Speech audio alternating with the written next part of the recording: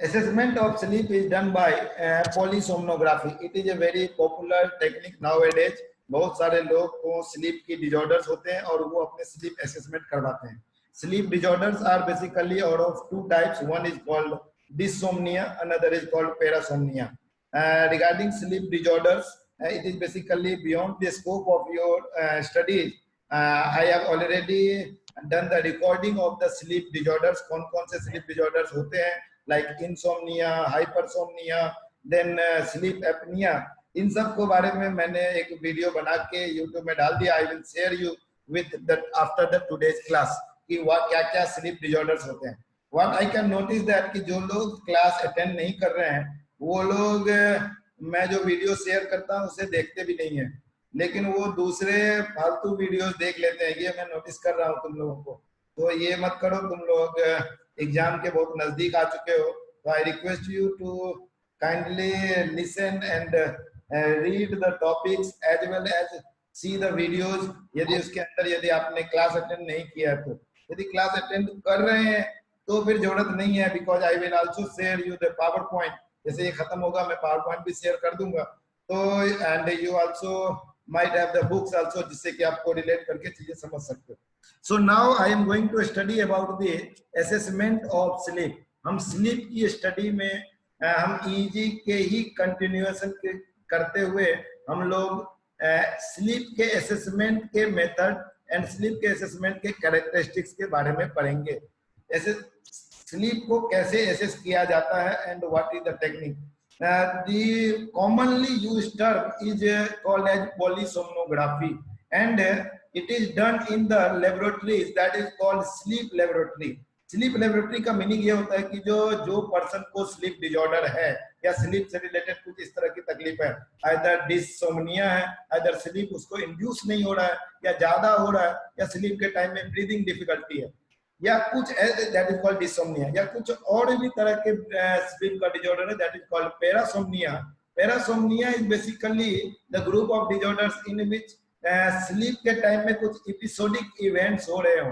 That episodic events like walking during the sleep, talking during the sleep, या bed wetting या इन्यूरेसिस. सो इस तरह की भी कुछ लोगों को प्रॉब्लम होती है. तो और उसमें असेस करने के लिए कि स्लीप के किस स्टेज में ये प्रॉब्लम है, दैट इज कॉल्ड पैरासोमनिया. और उन टाइम के अंदर भी स्लीप का असेसमेंट किया जाता है. सो स्लीप के असेसमेंट के लिए स्लीप लैब, स्लीप लेबोरेटरीज होते हैं, और उस स्लीप लेबोरेटरीज के अंदर बेसिकली पॉलीसोमनोग्राफी इक्विपमेंट होता है. पॉलीसोमनोग्राफी में EEG is the most essential recording. Polysomnography जब कर रहे होते हैं तो EEG is the most essential recording. Earlier time में जब उतना ज्यादा कंप्यूटर डेवलप नहीं था, अबाउट 20 ईयर बैक, जब मल्टीपल कैरेक्टरिस्टिक्स को पढ़ना होता था तो पेशेंट एक कमरे में ऐसा लेट जाते थे सोने के लिए, और उनके डिफरेंट लोकेशंस पे यू कैन नोटिस कि डिफरेंट लोकेशंस पे उनके बहुत सारे लीड्स लगा दिए, और लीड्स को एक डिफरेंट मल्टीपल चैनल फिजियोग्राफ से जोड़ दिया जाता था, और उनकी रिकॉर्डिंग होती थी इतने बड़े पेपर में इस तरह से, और सामने यहाँ पे टेलीविजन रखा जाता था जिसमें कि रिकॉर्डिंग कैमरा से ये देखा जाता था कि पर्सन सो रहा है कि नहीं सो रहा है.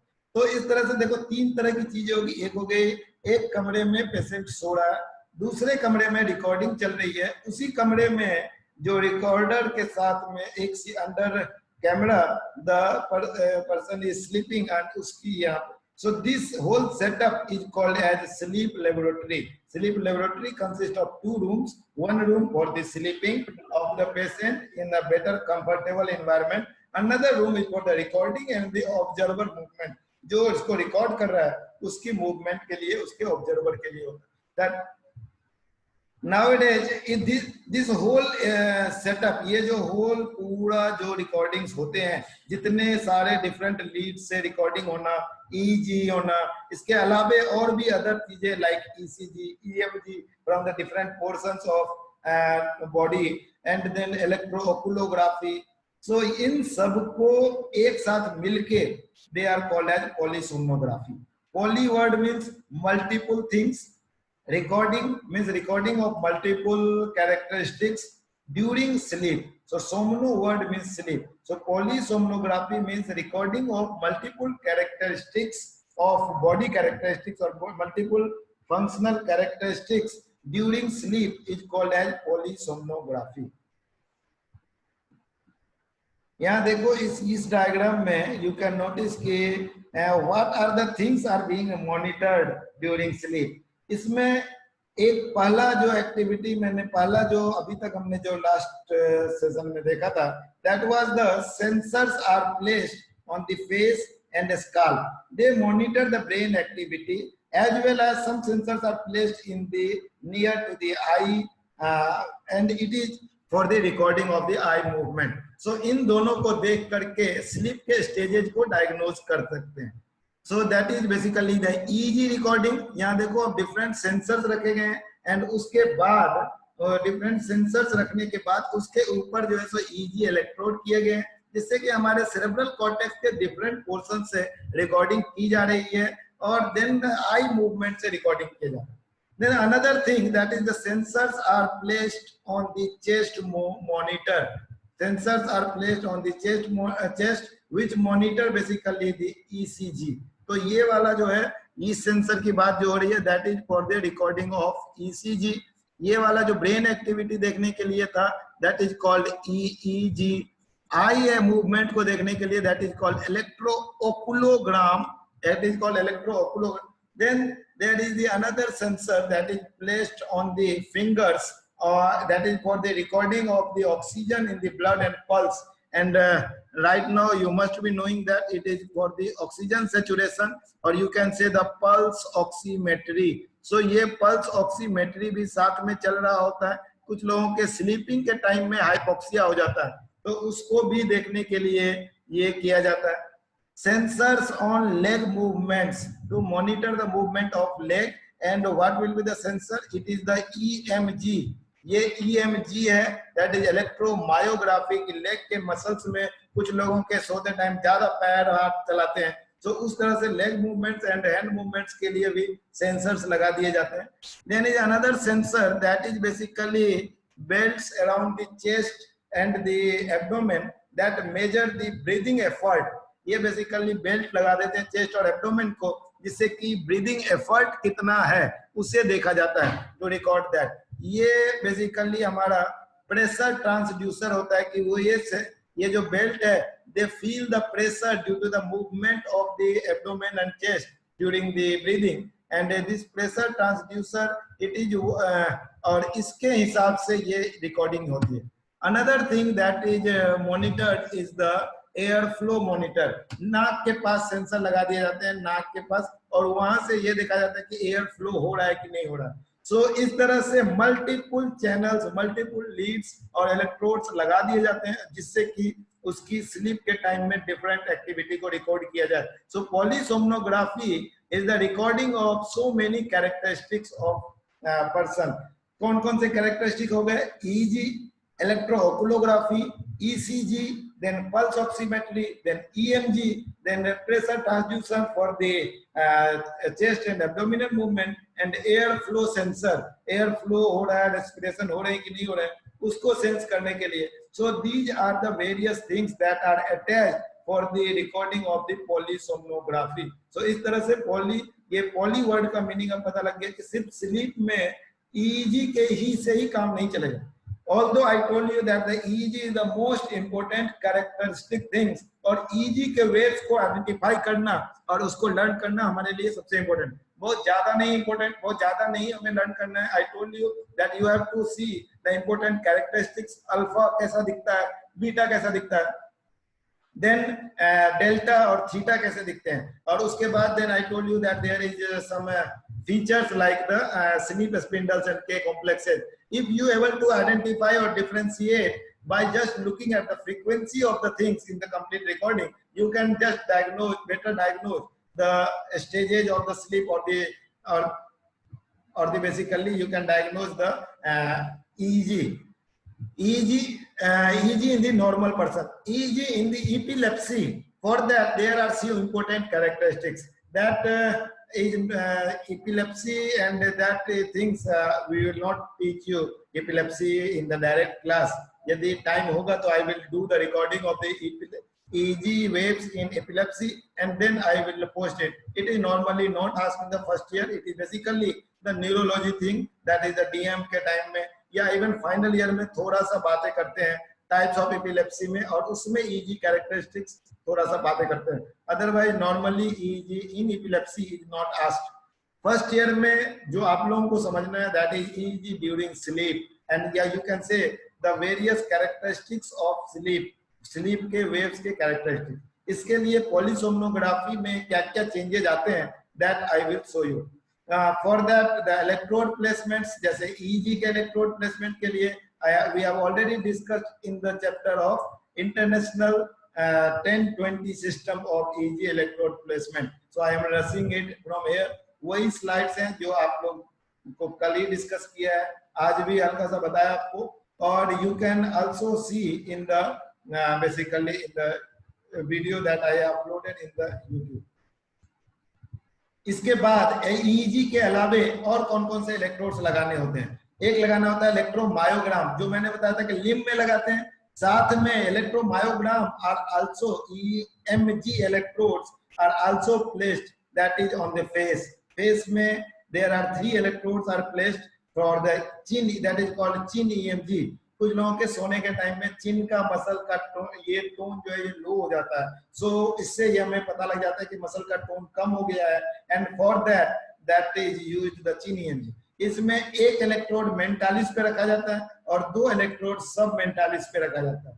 और ये 2 इलेक्ट्रोड हमारे रिकॉर्डिंग इलेक्ट्रोड्स होते हैं और ये हमारा ग्राउंडिंग इलेक्ट्रोड्स होते हैं. कैसे पता लगेगा कौन सा मेंटालिस पे है कौन सा सब मेंटालिस पे है?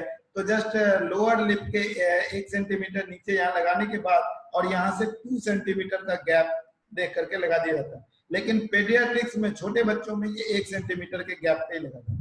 So that is called for the recording of chin EMG. Then electrooculogram. Electrooculogram basically it measures the movement of corneo-retinal potential difference. Cornea और retina के बीच में potential difference measure करते हैं. It is not for the movement of the eye muscles. I think मैंने गलती से ये बोल दिया है eye muscles के movement. It is not for the movement of the eye muscles. It is recording the corneo-retinal potential difference during the movement of eye. Eye movement के time में जो कॉर्नियो रेटिनल पोटेंशियल डिफरेंस है. इसमें you can notice here एक अपर canthus पे लगाया एक side में, दूसरा लोअर कैंथस के साइड में लगाया है दूसरे साइड में. So electrodes are placed at outer canthus of eye offset 1 centimetre above and below the horizontal line. Means eye के हॉरिजॉन्टल लाइन के 1 सेंटीमीटर अबव और 1 centimetre below in the opposite side. इस तरह से लगाए जाते हैं. You can see here the arrows, यहाँ दोनों अलग अलग पॉइंट्स लगाए गए और उससे जो है सो जो रिकॉर्डिंग आती है that is the right oculogram and the left oculogram. इस तरह से रिकॉर्डिंग को देखना है. You can see here the left eye और राइट आई से ये रिकॉर्डिंग्स देख रहे हैं. साथ में यहाँ EMG में वो जो सब मेंटालिस के रिकॉर्डिंग्स को देख रहे हैं. So these recordings are done simultaneously along with the EEG waves. ये EEG waves जो हमारे वेरियस पोर्शंस ऑफ स्कैल्प से आ रहे हैं उनके साथ साथ ये दोनों रिकॉर्डिंग्स भी देखते हैं. इसके साथ एक और इम्पोर्टेंट है दैट इज ECG. हमने ECG के इलेक्ट्रोड्स को लगाना और ये सब चीजें हमने सीखा हुआ है. सो ECG के इलेक्ट्रोड्स को भी हम लगाते हैं and this is you can see the polysomnography in the sleep laboratory. The person जिसका की रिकॉर्डिंग हो रहा है वो एक सेपरेट रूम में सो रहा है और जिसकी रिकॉर्डिंग की जा रही है उसके ऊपर ही सारे लीड्स लगाए गए हैं. You can notice here the so many wires are attached with this and the person is sleeping. You may wonder that कि जो कैसे उसको नींद आ रहा होगा, बट पहले दूसरे रात में कभी जिनकी इमरजेंसी जिनको ये रिकॉर्डिंग करना ही होता है जिनके लिए, उनका हो सकता है कभी कभी पहले रात में नींद नहीं आए तो भी वो उनको एक कस्टम करने के लिए बोलते हैं कि ये लगा के थोड़ी देर लेटे रहो एंड 2-3 दिन के 1 दिन 2 दिन के बाद उसकी रिकॉर्डिंग आ जाती है और उसे नींद भी आने लगते हैं कि ये थोड़ी देर के बाद ही भी अगर body becomes adjusted with this. So this is basically the sleep laboratory. अब इस स्लीप लेबोरेटरी में क्या क्या चीजें देखने हैं. एवरी 30 सेकेंड्स के इपॉक्स में देखना यह है कि स्लीप लेटेंसी, सोने में कितना टाइम लगा देन स्लीप एफिशिएंसी, कितना देर तक बिस्तर पे पड़ा रहा और उसके बाद कितने देर में नींद आई, तो और कितने देर तक नींद मेंटेन रहा, उससे पता लगता है कि sleep efficiency. Then percentage time in REM and non REM type of sleep, REM में कितना देर बीता है और नॉन रेम में कितना देर बीता है, इस चीज को भी देखा जाता है। Percentage time of in each of the 4 sleep stages, मैं I will tell you it is the 3 only, मैं अभी इसको N1, N2 एंड N3 में ही डिवाइड करता हूँ। देन इलेक्ट्रोओकुलोग्राफी में क्या चेंजेस आते हैं, इलेक्ट्रोमायोग्राफी में, देन EMG लेग में लगाया टिबियालिस एंटेरियर में, उसमें मूवमेंट देखते हैं जो किस पर्टिकुलर फेज में कौन से मूवमेंट्स आए, then nasal air flow, chest and abdominal movement, oxygen saturation and ECG। So these are the various data are reviewed. अब ये डेटा पूरे रात का डेटा होता है, it is a very random data, but इसको जिस तरह से रन करते हैं कंप्यूटर में सामने से, जो ऑब्जर्वर या जो फिजियोलॉजिस्ट जो रन करते हैं इसको अपने सामने से, दे कैन इजीली आइडेंटिफाई कि किस वाले पोर्शन में थोड़ा चेंज आया, जहां जहां चेंज आता है उस चेंज को मार्क कर लेते हैं एंड उसके बाद ऑटोमेटिकली पता लग जाता है। सो इस तरह से पॉलीसोमनोग्राफी में ये रिकॉर्डिंग्स होती है। If you get a short note question on polysomnography, then you should be able to write कि what are the various things that are recorded, उसमें क्या क्या चेंजेस आते हैं, ये सारी अभी नेक्स्ट स्लाइड्स में अभी बताता हूँ। स्लीप एफिशिएंसी के बारे में बता रहा हूँ। Sleep efficiency is the number of minutes of sleep divided by number of minutes in bed. बहुत सारे लोग बहुत देर तक बेड पे पड़े होते हैं लेकिन उनको नींद नहीं आती है, सो उनकी स्लीप एफिशिएंसी कम होती है। Normally it should be more than 85%, means बिस्तर पे कितना देर तक लेटे हैं लेकिन उसमें से कितने देर तक सोए। सो उस रिकॉर्डिंग को यदि हम देखते हैं, that is called sleep recording, sleep efficiency. Another thing is the oxygen desaturation index. It is the number of time a person's oxygen level drops while they are asleep. Means कितने बार person का hypoxia का signal हुआ है, उस चीज को notice करते हैं और उसको बताते हैं इससे कि जो कितना उसका स्लीप हुआ। ये डिफरेंट मूवमेंट्स, डिफरेंट रिकॉर्डिंग्स दिखाए गए हैं कि जो कैसे रिकॉर्डिंग्स होती है पॉलीसोमनोग्राफी में, और उसकी ये रिकॉर्डिंग्स है। Regarding sleep stages, we will discuss about the details of the stages of sleep in the next class. Next class में हम लोग sleep के stages के बारे में फिर से पढ़ेंगे। In that I will tell you that there are 2 types of sleep, REM sleep and non-REM sleep. Non-REM के 3 different stages हैं, N1, N2 and N3।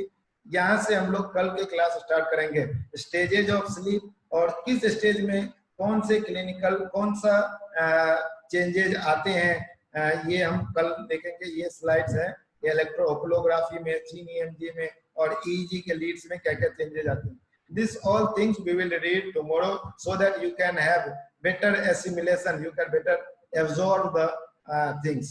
So इस चीज को हम फिर से करेंगे। आज की पढ़ाई हुई चीजें ही बहुत सारी बातें रिपीट होंगी, but then we will finish the topic.